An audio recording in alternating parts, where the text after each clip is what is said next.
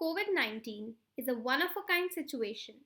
An investor should relook some do's and don'ts to be more prepared for financial challenges and can do better as and when financial challenges arise. Some of the do's that I wish to implicate are as follows. A crisis will never come knocking your doors, so create a rainy day fund to reduce its impact cost.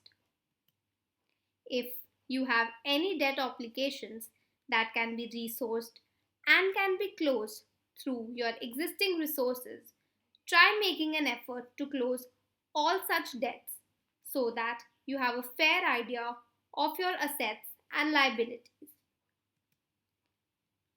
Avoid rumors which lead to ineffective financial decision making because all what is said on a rainy day is not true.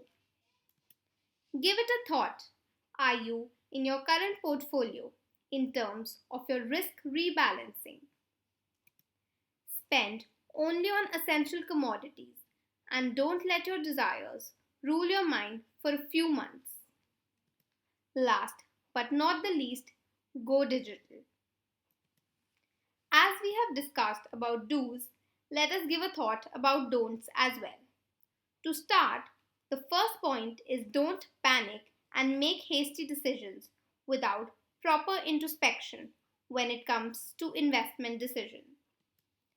Secondly, close your eyes and ears to false tips of financial investment.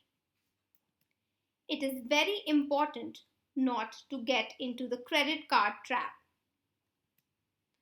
Don't sell off everything in your financial investment portfolio because people are calling it a crisis.